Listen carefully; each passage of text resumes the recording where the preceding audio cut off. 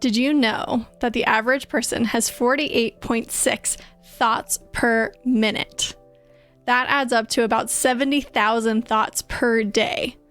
That's according to the Laboratory of Neuroimaging at the University of Southern California. That's crazy. That's an insane amount of thoughts. So what happens if the majority of those thoughts, or even some of the thoughts that we have throughout the day, are negative? What does that mean? How does it impact us? What does that look like for mental health? Well, I'm glad you're here to find out. I'm Laura Nicola. I'm your faithful therapist.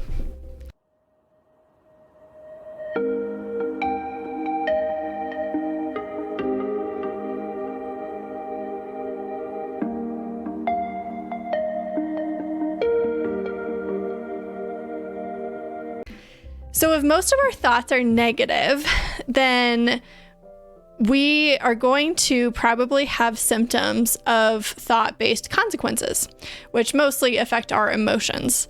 So if we have negative thoughts, we are likely to kind of influence how our mood goes that day, or what kind of actions we take that day, or what type of identity we have, or how much self-esteem we have.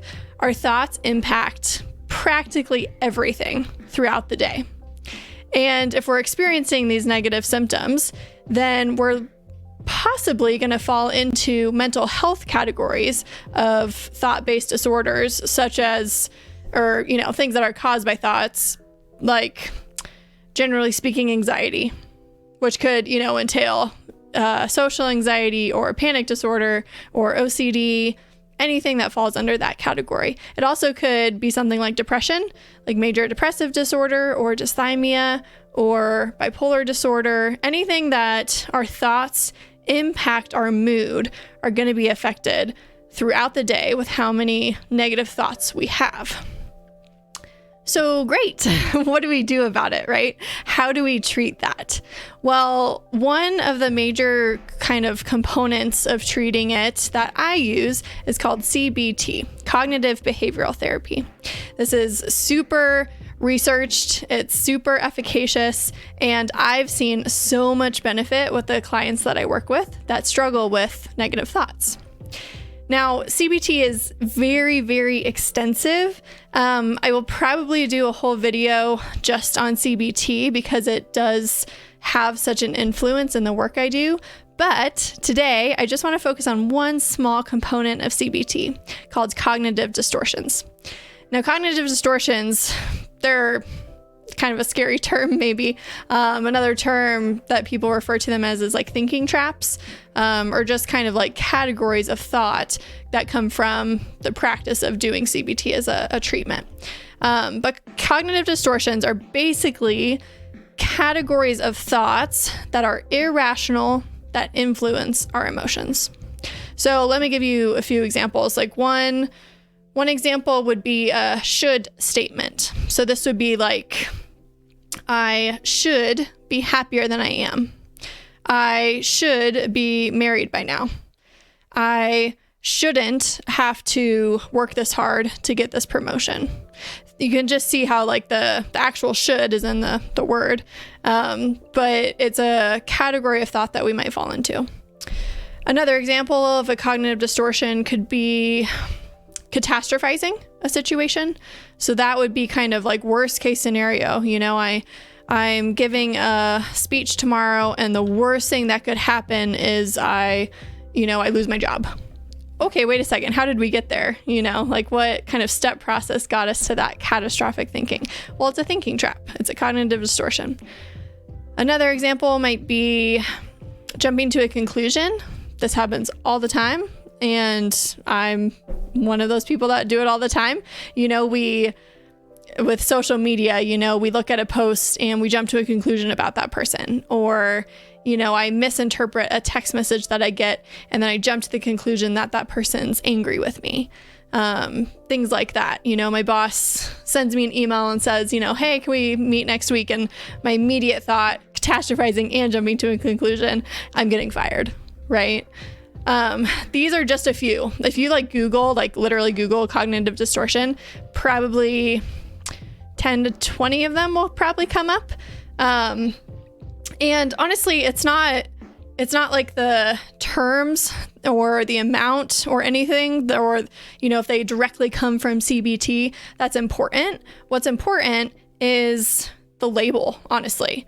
Like, if I'm falling into a thinking trap often and I'm able to pause and say, okay, I just had 3 should statements in 1 minute.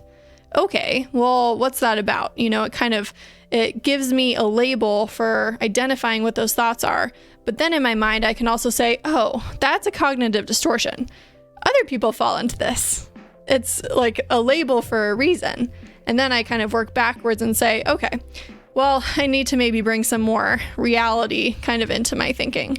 So I basically try to remedy the cognitive distortions by thinking more positively, or just more realistic, or try to find, evidence, or facts for my thoughts, as opposed to just kind of thinking through negative, more often than not, irrational thoughts that aren't actually coming true. So those are just a few examples, but I would definitely encourage you to just Google cognitive distortions and a whole bunch will come up, and you'll probably pretty quickly identify oh yeah, definitely fall into that, and that one. And again, the label is meant to be helpful, not discouraging. So, again, what we do with those cognitive distortions is we just try to kind of poke holes at them, because our thoughts are so powerful and they have such an influence over us that we really have to be careful of, what kind of tone we're setting in our own brain. If you think about being a parent, when you kind of start narrating your kid's life or behavior as you see them, and you're like, Johnny is such a misbehaved child, or Ruthie is, she's so loud and obnoxious, or I don't know, awful things. Kids are going to hear those. And then if they start forming that thought in their brain, they're going to be like, oh, I'm obnoxious, or, oh, I'm kind of I'm a bad kid, or, I can't succeed at whatever I do. And that narrative starts getting replayed over and over and over again. And it's going to be that much harder to break, as they become a teenager or adult. And so it's, we really have to pay attention to it.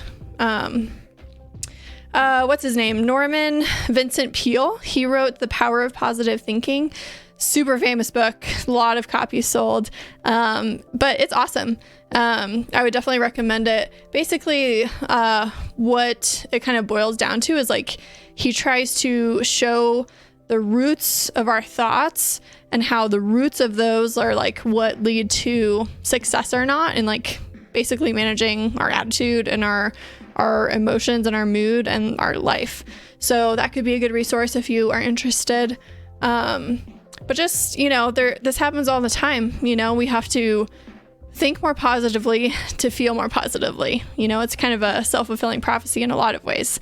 And whenever I'm thinking or talking about cognitive distortions, I always think of the movie The Help. If you've seen it, the nanny is talking to the little girl, and her famous quote is repeating, you is kind, you is smart, you is important. And I just love that. It's so cute, and then the girl repeats it back to the nanny. And it's just that is CBT right there. You're encouraging, somebody to think more positively about themselves, and that's going to influence their life. It's going to influence how they feel, again, how they, see their identity, how much confidence they have, how much they can ward off mental illness, all sorts of things. So if there's one message to take away, it's that our thoughts are super powerful. They can be used for or against us. And so, again, if we pay attention to the cognitive distortions or thinking traps that we might fall into, and we find remedies for those, we probably are going to be really successful in doing so, and then probably feel better emotionally as a consequence. So I hope that's helpful. Again, I'm probably going to do a whole video on CBT. So if you're interested, subscribe, stay tuned, follow me on my other platforms. I'm on Instagram and Facebook, and then I have a website. So be sure to check all those out, and leave me comments with what you're thinking about this subject and maybe what you want to see in future videos. I'm always open to feedback. So thanks for being here as always, and many blessings to you.